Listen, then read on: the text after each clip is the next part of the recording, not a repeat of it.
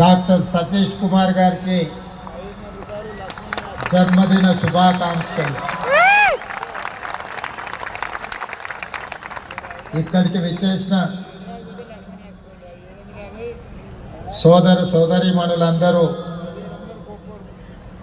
పెద్ద ఎత్తున చప్పట్లతో డాక్టర్ సతీష్ గారికి జన్మదిన శుభాకాంక్షలు తెలియజేయాల్సిందిగా కోరుకుంటున్నాను.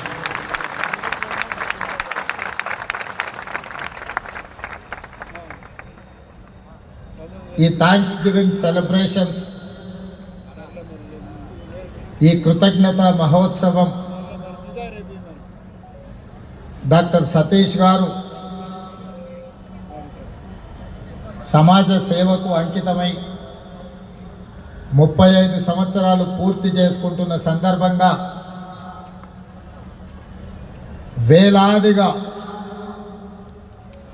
ఎల్బీ స్టేడియంలో ఇసుకేస్తే రాలనంతగా అభిమానుల మధ్యలో వారి జన్మదినం జరుపుకోవడం వారి కుటుంబానికి, మిత్రుడిగా నాకు, మా మిత్రుడు అనిల్ థామస్ అందరికీ ఇది ఒక ఎప్పటికీ గుర్తుండిపోయే ఒక గొప్ప ఉత్సవం. మిత్రులారా, డిసెంబర్ 7, 2023 నాడు శ్రీమతి సోనియా గాంధీ, శ్రీ మల్లికార్జున్ ఖర్గే, శ్రీ రాహుల్ గాంధీ, శ్రీమతి ప్రియాంక గాంధీ గారు ఇదే ఎల్బీ స్టేడియంలో వారి ఆశీర్వాదంతో, మీ అందరి అండతో పేదల ప్రభుత్వం, ప్రజా పరిపాలన, ఇందిరమ్మ రాజ్యం బాధ్యత తీసుకున్న రోజు.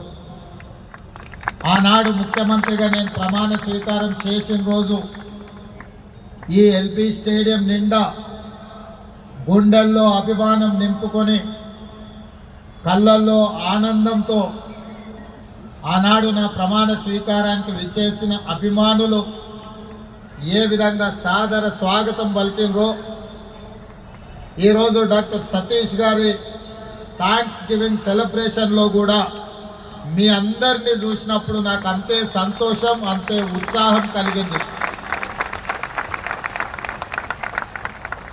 మీరందరూ ఇక్కడికి మనస్ఫూర్తిగా ఉత్సాహంతో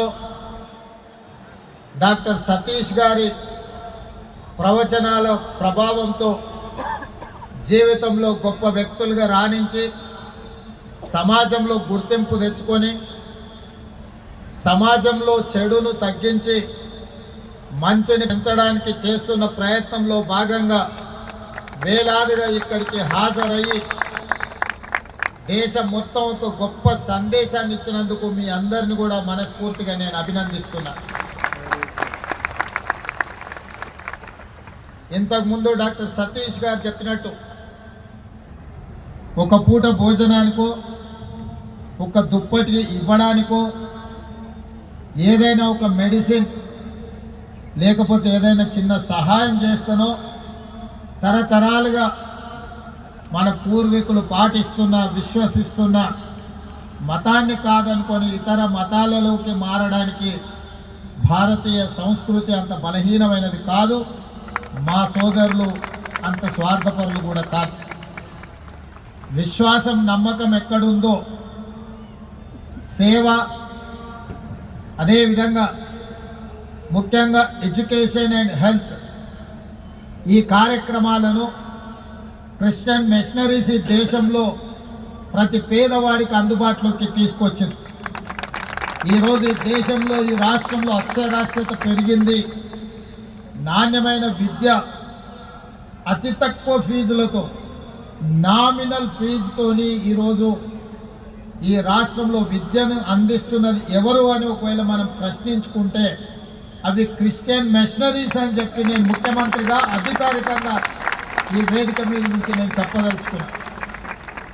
విద్య వ్యాపారమైన సందర్భంలో, విద్య ముసుగులో కోట్ల రూపాయలు, వేల కోట్ల రూపాయలు కొల్లగొడుతున్న సందర్భంలో పేదలకు, నిరుపేదలకు విద్యను అందించి వాళ్ళలో ఒక విజ్ఞానాన్ని కలిగించి సమాజంలో మంచి పౌరులుగా తీర్చిదిద్దుతున్న క్రిస్టియన్ మిషనరీ స్కూల్స్ ఆదర్శంగా తీసుకోవాల్సిన సందర్భము అవసరం ఉన్నదని చెప్పి ముఖ్యమంత్రిగా నేను భావిస్తున్నా.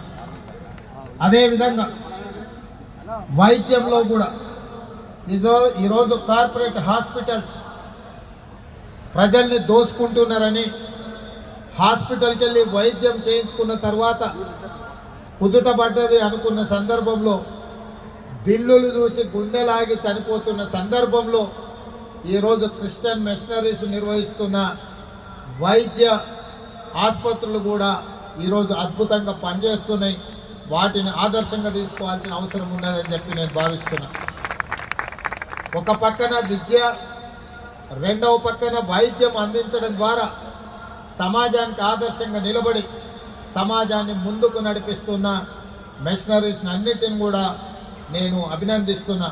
అదేవిధంగా ఆనాడు డాక్టర్ వైఎస్ రాజశేఖర రెడ్డి గారు ఉన్నప్పుడు రాజీవ్ ఆరోగ్యశ్రీ పథకాన్ని ప్రవేశపెట్టి ప్రతి పేదవాడికి కార్పొరేట్ వైద్యాన్ని అందుబాటులోకి తీసుకురావడము ఈరోజు పేదల జీవితాలలో ఒక వెలుగును, ఒక ఆరోగ్యపరమైన పరిస్థితులను ఈరోజు రాష్ట్రంలో మనం చూస్తున్నాం.